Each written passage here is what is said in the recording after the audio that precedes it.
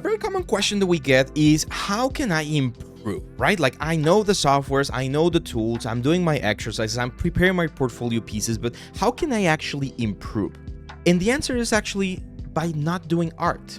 Now, I know that sounds very counterintuitive, and believe me, I'm not trying to like trick you or anything. One of the very important ways that you're gonna grow as an artist is by studying, by really understanding the reference and the world around us. So this next part is something that we talked about during our last live stream. If you don't want to miss anything, make sure to subscribe, like, and share, because this is the kind of stuff that we go over on every single Friday when we're talking about 3D. This, my friends, is one secret that if you really put it to the test and you really do it properly, you're gonna see how you really level up as an artist. Let's go.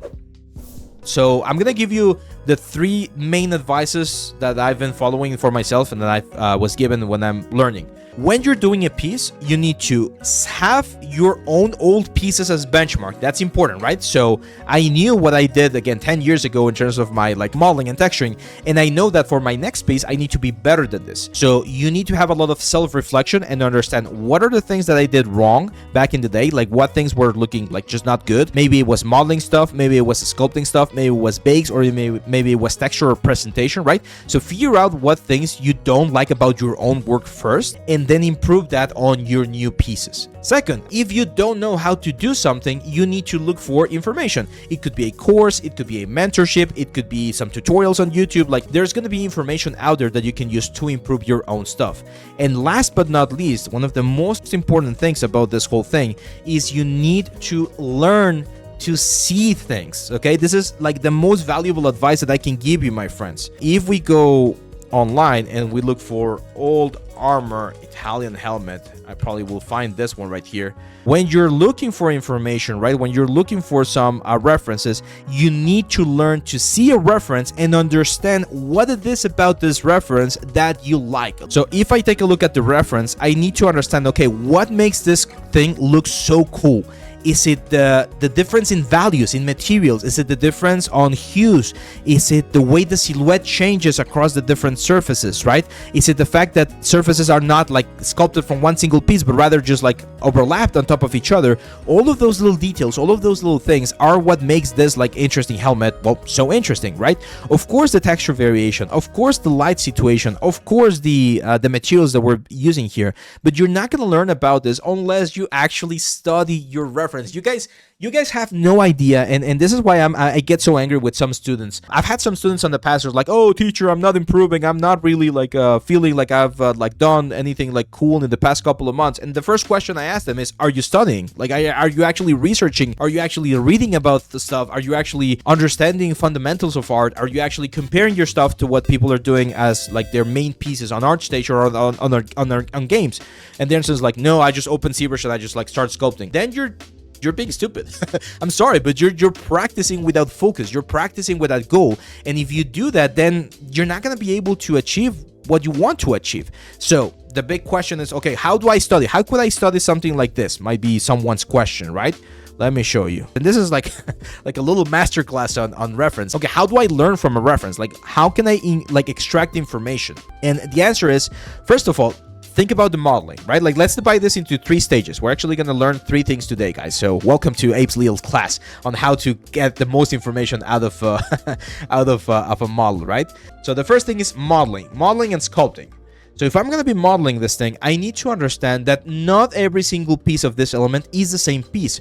For instance, this earpiece right here, this earpiece protection, I can very easily tell that there's a border there, right? That was probably either welded or hammered or I don't know, but this piece right here needs to be modeled as a separate piece, because if I model this as a separate piece, then that little thing that I see right here, right? Like that division, that nice little dark area, that cavity that we see right there is going to be visible on my model. This thing right here, I don't see too much of that cavity. So yeah, potentially we could model this as part of the same element, but normally you might want to separate things. This visor right thing, definitely you can see the little like knob right there. So this is a different piece. You don't need to model it as a single piece for your high poly. For your low poly, sure, you might need to optimize things a little bit more or have it as a single watertight mesh, but you're probably going to be modeling this piece as a separate piece. You're going to be modeling this mousse as a separate piece, all of this. Eventually, again, on your high poly or your low poly, you're going to be baking everything into a single mesh. But it's fine if you split things into parts. When you're modeling anything, you don't need to keep everything as a single piece. You can split split it into parts, and you're gonna get a more realistic high poly and therefore a more realistic low poly, right? Or a more realistic final asset. So that's the first thing. Second thing, what do I see here? Changes in the silhouette of the element or in the surface of the element. So I see a lot of stuff right here. All of this surface change, right? Like all of these bumps, how they sort of like go into this flat area right here, this chip area right there, how this thing is like really damage over on this side, how things are not perfect, right? Like there's a little bit of variation on the line. So all of those things, those are things that again, I'm going to be incorporating on my high poly so that when I bake this down, I'm going to be able to get a nice result. Here's another one, and this is very, very important. When you're dealing with something, always check your proportions. Another very common mistake when people are learning to do anything, the proportions are off. So if I do 1 point right here and I do 1 point at the lower section of this thing right here, that line right there represents how tall this thing should be. I'm gonna show you a trick right here. This is something that I've been teaching my mentees in the last mentorships that I've been doing. Draw a very simple polygon across your element in a new layer inside of Photoshop. Like if you're doing quad draw, right, on top of the whole thing right here, like this, and then for instance use a different color for like the helmet, so like this, right? Just a very simple polygon. It doesn't have to be perfect, but if you do that, that guy right there tells me the proportions of things. A very common mistake that people make is when they're trying to model something, they'll model it, but then the proportions are going to be like this, right? Like the earpiece is very, very small, or maybe the earpiece is very, very big. So all of those things are things that you want to avoid. You don't want to mix or like fail on your proportions. And the easiest way to do that is literally just draw on top of it so that you understand how big something is. Because with these elements right here, now you can actually create relationships, right? When when thinking about this thing for the portfolio. So if I know that that's going to be the proportion, I need to respect that proportion when creating my own stuff.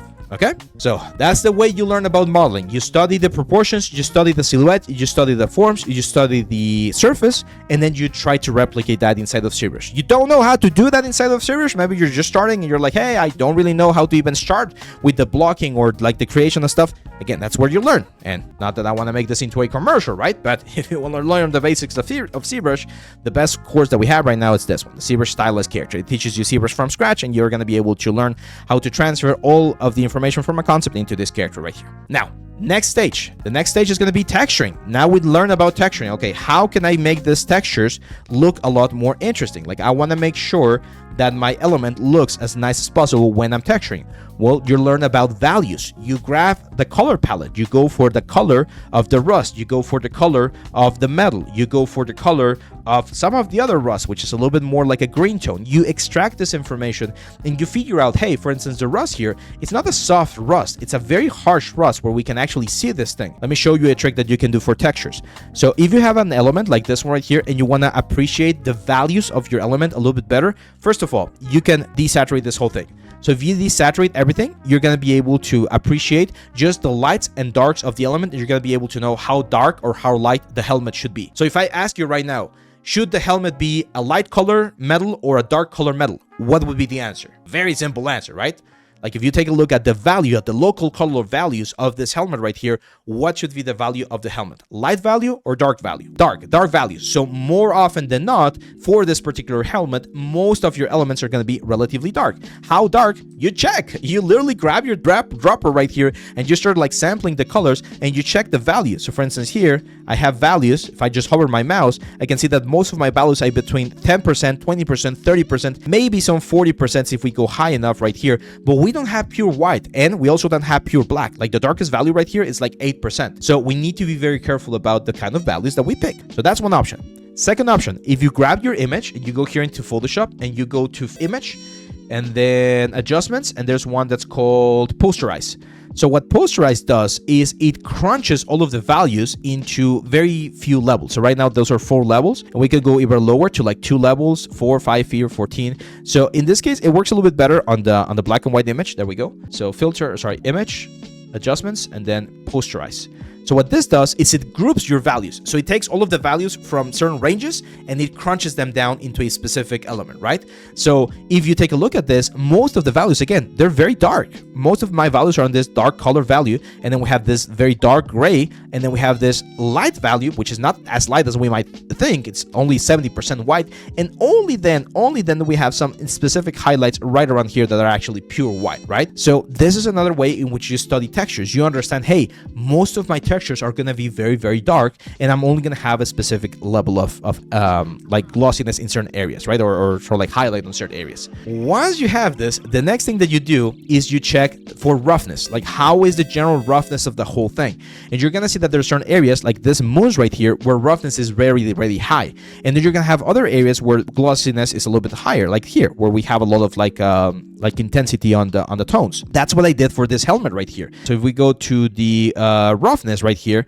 you're gonna see that there's variation on the roughness on my helmet. Most of it has the exact same roughness, but there's certain areas where there's way more roughness and certain areas where there's less roughness.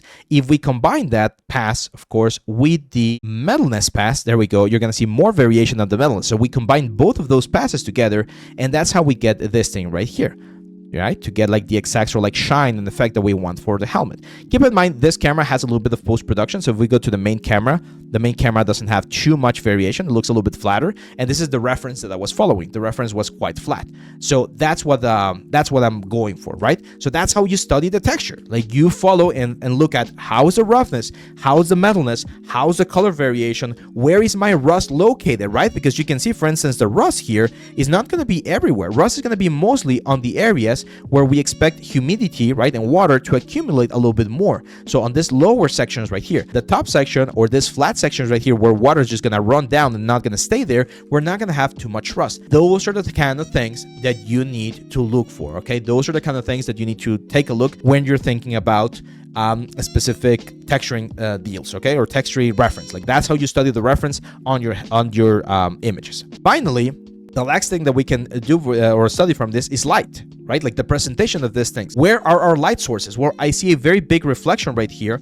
I see another sharp reflection right here, and I see another reflection right here. So this thing right here, I see another shadow over on this side, probably has a top light hitting most of the helmet. That's why we get this nice light here and this nice light right here. We have another sort of like spotlight here, a little bit sharper because we have like a sharper shadow over here, but it's also big because the shadow is very smooth, and most of them are white. So if we want to mimic that same sort of like light principle and we want to incorporate that into our presentation, we just do that. We just take our lights. Let me turn off all of the lights right here, and we start placing our lights. So let's say this is my sky. Let's make it a little bit less intense. So right now we see pretty much nothing. So I'm going to go to the top view. I'm going to add one light. This is going to be a spotlight. I'm going to change this to a, not a sphere, but a rectangle instead. What I can do, as you can see, the width is actually quite nice. I'm going to make it just a little bit wider. There we go. And we can make it a little bit brighter, depending or trying to match the type of light that we see right here. Then we see again that we have a very bright spotlight on the front. So I go to the front of my element and add another spotlight. And that spotlight right there, we increase the brightness,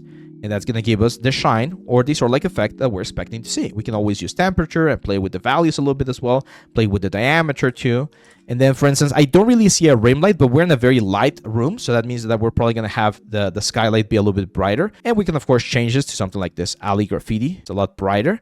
Rotate this around because we don't want to have super harsh shadows. And little by little, we start building our scene. If we feel like we need more light on the back to really make this look a little bit nicer, one of the things that I can do is just grab one of these lights, for instance, duplicate it, just rotate it around and add it to the back so that we can light it a little bit better. And boom, there we go. Now, of course, what I would do here is I would go to my sky and just drop the brightness so that the helmet like punches or looks a lot more interesting. So there we go. Just in 2 minutes, we've changed the light situation, right, from this light situation that we had before to this one that we have right here.